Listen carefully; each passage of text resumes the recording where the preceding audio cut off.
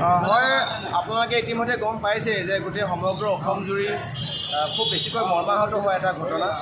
আমি এদিনৰ আগত আমি দুজনকৈ অসমৰ বৰেণ্য শিল্পীক হেৰুৱাইছোঁ। এগৰাকী হ'ল আপোনাৰ তুলসী ওজা আৰু আনগৰাকী হ'ল উদীয়মান শিল্পী কিশোৰ দাস। সঁচাকৈ কি ক'ম, আমি ইয়াৰ পৰা আমি কৰিবলগীয়াতো একো নাই। ভগৱানৰ ওচৰত আমি এটাই প্ৰাৰ্থনা কৰিব পাৰোঁ, সৰল প্ৰাৰ্থনা জনাইছোঁ, সৰল মিনতি জনাইছোঁ। বিলাসী দিনা অসম গুৱাহাটী মহানগৰ সমিতিৰ তৰফৰ পৰা আমি তেখেতৰ দুইজন আমাৰ অসম সম্পদৰ আত্মা চিৰশান্তিৰ কাৰণে এগছি চাকি আৰু ধূপ বন্তিয়ে ভগৱন্তৰ ওচৰত আমি সৰল প্ৰাৰ্থনা জনাইছোঁ, যাতে তেওঁলোকে য'তেই নাথাকক লাগিলে তেওঁলোকে যাতে আত্মাই চিৰশান্তি লাভ কৰে। আৰু খুব একচুৱেলি এইটো সময়ত ক'বলৈ অসুবিধা হৈ যায়, আমাৰ ভাষাৰ অভাৱ হয়। আমি কেনেকৈ আমাৰ মনৰ ভাৱটো প্ৰকাশ কৰিম। সঁচাকৈ আমি মনত বহুত বেছি দুখ অনুভৱ কৰিছোঁ। আমি দুখেৰে সঁচাকৈ সকলো হতাশাগ্ৰস্ত হৈছোঁ, আমি ভাগি পৰিছোঁ। আমি এয়া পাহতে এই মুহূৰ্তৰ পৰা দুইজনৰ ফেমিলিলৈ আমি দুজনৰ পৰিয়াললৈ আমি সমবেদনা জ্ঞাপন কৰিছোঁ। তাৰোপৰি সমগ্ৰ অসমবাসীৰ লগত বিলাসী থানা অসমেও একেমতে ভগৱানৰ ওচৰত সৰল প্ৰাৰ্থনা জনাইছোঁ, যাতে দুইজনৰ বিদেশ আত্মাই যাতে চিৰশান্তি লাভ কৰে।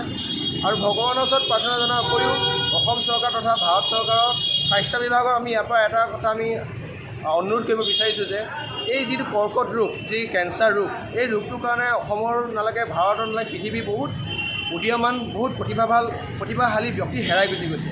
আমি যদি বিগত দিনত যদি ভালদৰে চাওঁ, তেতিয়াও দেখোঁ আজিৰ দিনতো আৰু আহি থকা দিনতো যদি কোনো ইয়াৰ ওপৰত যদি ৰিচাৰ্চ নহয়, গৱেষণা নহয়, তেনেহ'লে আমি বহুতজন আমি এনেকুৱা সমল ব্যক্তি আমি হেৰুৱাই পেলাম।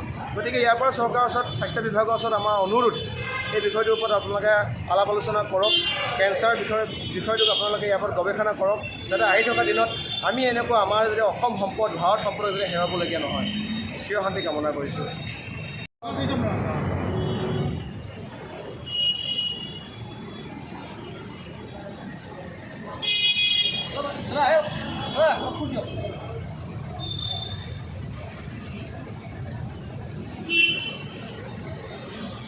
মনটো লৈ লোৱা, মোমবাতিটো লৈ লোৱা।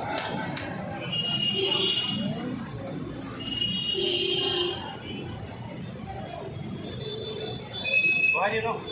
বহাই দিয়া।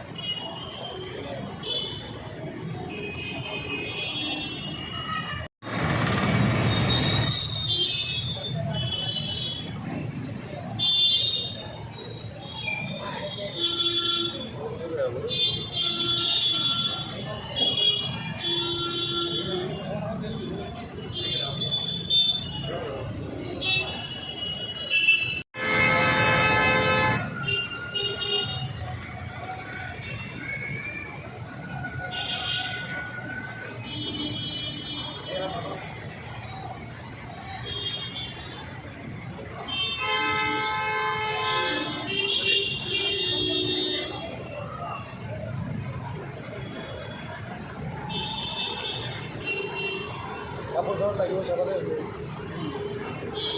লাগিলে ভিডিঅ'টো দিব লাগিব। ফুল পায়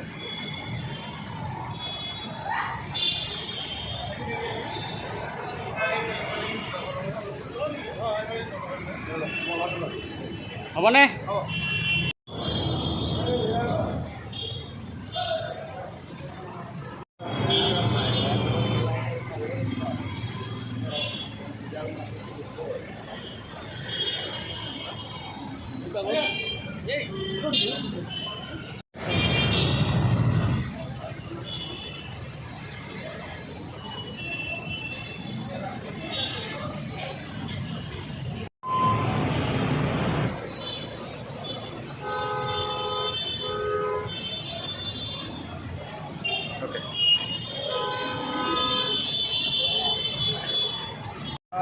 তাৰোপৰি আমি কিশোৰ আপোনাৰ হেল্থ চিটি হস্পিটেলত আছিলে, বিলাসী থানা অসম গুৱাহাটী মহানগৰ সমিতিয়ে আমি বিভিন্ন ক্ষেত্ৰত তেখেতক ব্লাডৰ যোগান ধৰি আহিছিলোঁ।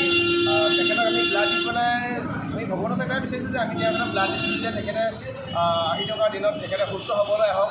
দুখ লাগিছে এটা কাৰণে আমাৰ লাচিত থানাৰ কৰ্মীসকলেও আপোনালোকে তেওঁলোকক যেতিয়া আমি ব্লাড দৰকাৰ হৈছিলে কওঁতে তেওঁলোকে কেতিয়াও আপোনাৰ নচ্ছাত কৰা নাছিলে। কিছু সুস্থ হৈ আহক বুলিয়ে আমাৰ লাচিত থানা গুৱাহাটী মহানগৰ সমিতি আমি ব্লাড ডনেট কৰিছিলোঁ। কিন্তু এতিয়া বেয়া দুখ এটা কাৰণে লাগিছিলে, আমি যিজন শিল্পী খুব আগ্ৰহেৰে, খুব হেঁপাহেৰে আমি ব্লাড ডনেট কৰিছোঁ। তেওঁ এই সমস্যাৰ পৰা ঘূৰি আহিব বুলি, কিন্তু ঘূৰি নহাৰ কাৰণে বহুত আমি সঁচাকৈ মৰ্মাহত হৈছোঁ।